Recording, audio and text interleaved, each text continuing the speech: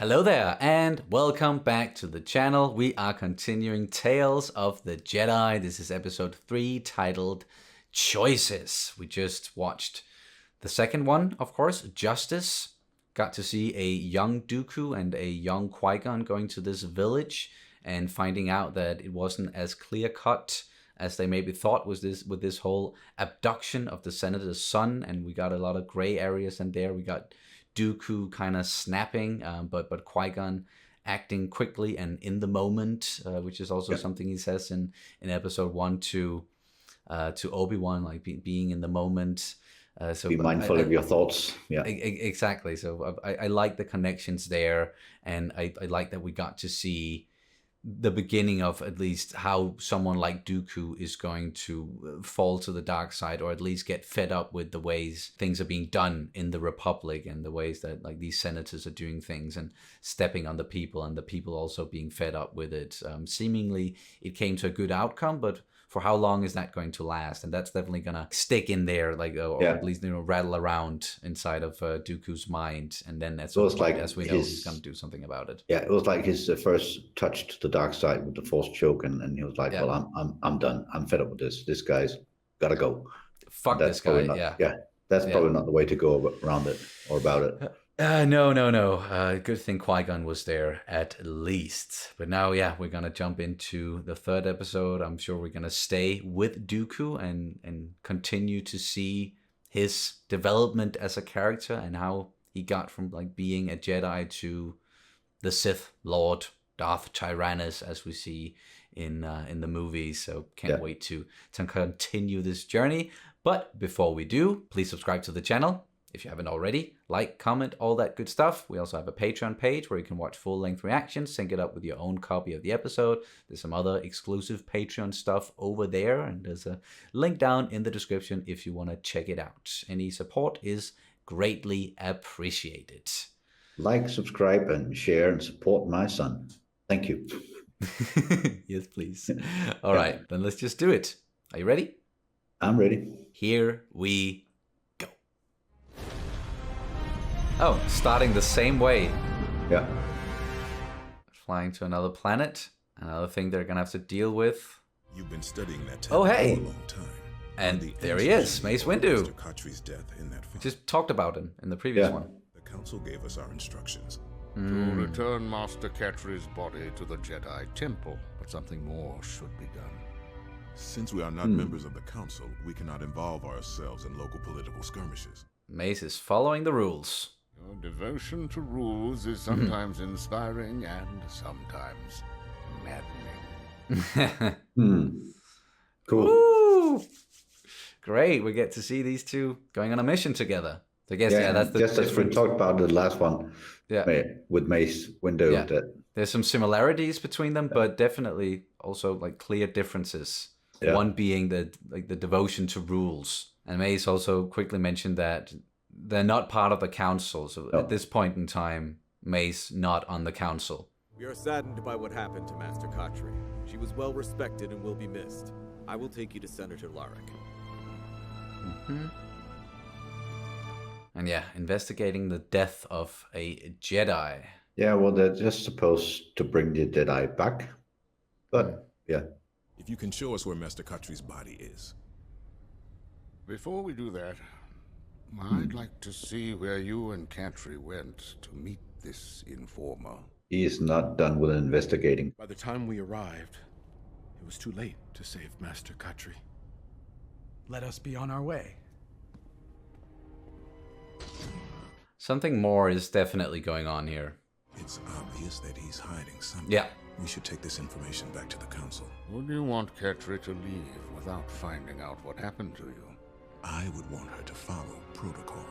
Dooku is not going to follow protocol.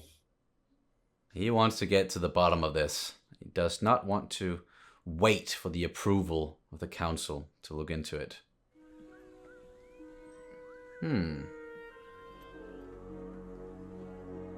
Wait, was someone there? Blaster shots and, well... How many attackers were there, Senator? It happened so fast. I couldn't give you an exact number. Master Khatri exited the ship first, and before she could clear the area, they descended upon her. If Master Katri were fired upon here, why are there no blast marks on your ship? No damage? Ooh, getting straight to it. Have the truth. Dooku, Yeah. stand down. The guards killed her. Oh, fuck. That took a turn.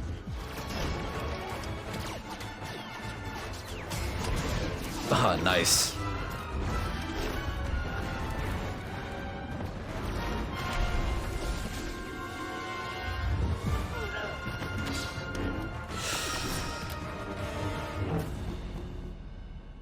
Now, speak.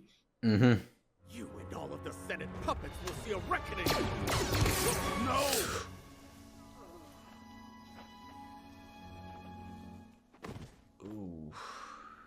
We are part of a group who learned Larrick was using his Senate seat to become rich at the expense of our people and planet. Another one of those. He was willing to bleed Raxus dry, all from his comfortable residence on faraway Coruscant. Jedi are lapdogs of the Senate. Their bidding always comes first. It's evident throughout the galaxy. Jedi claim peace, but mostly keep law and order for the rich and powerful. People have lost faith in the Jedi. Dooku kind of agrees with him, and Windows like, well, no, that's not how it's supposed to be. Yeah, again, following the rules, but yeah, Dooku, he wants to hear more. I don't condone your methods, but you had every right to protect your planet. Make sure your people don't lose heart and evolve, Samaj. It is the only way you will truly have victory. I say that for all of us. A bit of advice. Yeah. And I'm pretty sure like the Separatist seat is on Raxus in the Clone Wars. If I... Yeah, I think you're right. You can correct me on that in the comments if I'm wrong about it. Do you think the Jedi will truly keep peace if they continue to take everything the Senate says as law? We are guided by our council and not by politics, nor ego. Are you though? Not the way Dooku sees it. No.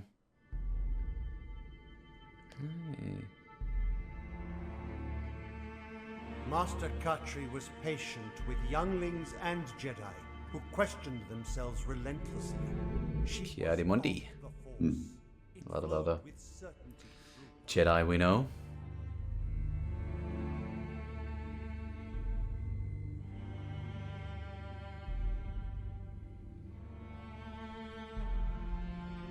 I like what they do with the music and all that. It's beautiful. I am told you will be presented with Master Catri's council seat. Ah. I will. Is this something you knew was happening before we left for Raxus? You and I both were together when the mission was assigned. I stuck to the mission. You decided to interfere in a way that led to a senator's death. I will speak to the council on your behalf.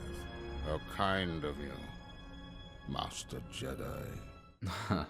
How kind of you. Said the right words, but just didn't come out right. Straight up like, accusing him. Mm-hmm. And that's Cool. it.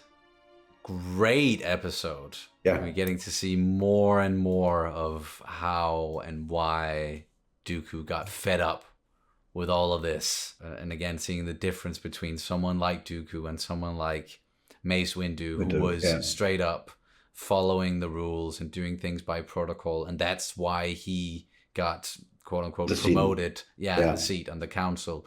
Dooku didn't. And Dooku definitely thinks that, no, I did the right thing. Like, even though the outcome was sort of questionable with like the senator dying, but like I got to the bottom of this. I got to know about like why these people. Well, they got the answer. He's kind of right about that. They got the answer because he went into it. Otherwise, they would just pick up the Master Katri and went home. So, yeah, and that would have been it. And Dooku wouldn't have learned about the people again being fed up by a senator who's just doing things for their own gain, bleeding the planet dry, just sitting in their comfy seats and Coruscant and whatnot, and not thinking about the people. So more of those seeds being planted, definitely. And Dooku seeing that, okay, something needs to be done about this. He's not happy with the way it works right now. So, and it's a nice way to see Count Dooku evolve from being a Master Jedi into something else. Let's just call it that. Yeah, definitely. Like I've always felt like that there was a lot more to the character of Dooku, and he wasn't, he was never like straight up evil. In a way, like of course we see him do and say a lot of evil things in both the movies and especially in the Clone Wars, and he does fall to the dark side. He's taking it too far, but it comes from good intentions, and it's something we talk about a lot, like the intentions of people and of characters inside of the Star Wars galaxy, and why they do things the way that they do, and why they would think that their actions are justified. So I like that that's a big part of this as well, and it's questions that are being posed in both this series, but also in Andor right now. So again, getting a lot of really poignant and deep stuff inside of Star Wars. It's good stories. I enjoy getting the stories in the Star Wars universe. I don't have to relate to real world too much, but at the same time, it kind of points out that, well, nothing is really just black and white. There's a lot of gray in there. Yes. And in the Star Wars universe, or if we go to real life, there's a lot of gray in there. There's no definite right or wrong at a lot of things. So you really have to be mindful. Be mindful, as someone would say. Yeah, exactly. And it is something that Star Wars and a lot of fantasy and sci-fi, it can do. Like, it can tell these otherworldly stories with interesting characters and aliens and technology and a lot of great action and effects and amazing score as well, just inside of this, and then in Star Wars in general. But more often than not, it will also reflect on what's going on in our world in some way, and make people think, and it can tell stories and say things in a way where it's not like just straight up in your face necessarily, but it can make you think. It can make you reflect. So, and I like the Jedi, the whole idea behind the Jedi being, well, very good people. And striving to be doing the right thing and all that. So, and at the same time, we get sort of from this one, well, it's really darn hard to do the right thing all the time. Yeah, and everyone can succumb to corruption and ego, even the Jedi, and that's something that both Dooku and Palpatine and Anakin will, notice and do something about. So yeah, like good intentions again, and want to be peacekeepers, but for whom and in what capacity, and like it's easy to stumble and fall. It is even when it comes to the Jedi. So man, really enjoying this. Really enjoying this. Like great. These are small Star Wars treats. Or Star Wars hors d'oeuvres. I like them. It's great. It's a great Star Wars day today. It really is. It really is. And yeah, I think we're just gonna continue and just try to roll through all of these episodes and watch as much as we possibly can, and then I can edit them afterwards and try to get them out on YouTube. It shouldn't take too long to edit them because it is very short episodes, but we'll see when they'll come out, like the rest of them at least. Yeah, he'll do all the work and I'll probably go out and find a nice restaurant and have a nice dinner. That sounds good. Sounds good. All right. Is there anything else we should pick up on or get into inside of this? Like just besides like the obvious, that again the voice acting is great and the animation is beautiful. The music is just on point and adds so much to the atmosphere, and it's just great stuff, and keeping the bar high when it comes to the animation, which like some of the best Star Wars stuff in the recent years I think has come from animation as well. So really using that to great effect. But again, yeah, is there anything else you wanted to add to it? No. I'm good. Ready for the next one in a little while, and see you then. Yep, all right. Then that's going to do it for this reaction and review of Tales of the Jedi Episode 3 Choices. Thank you guys so much for watching, and may the Force be with you always. Always.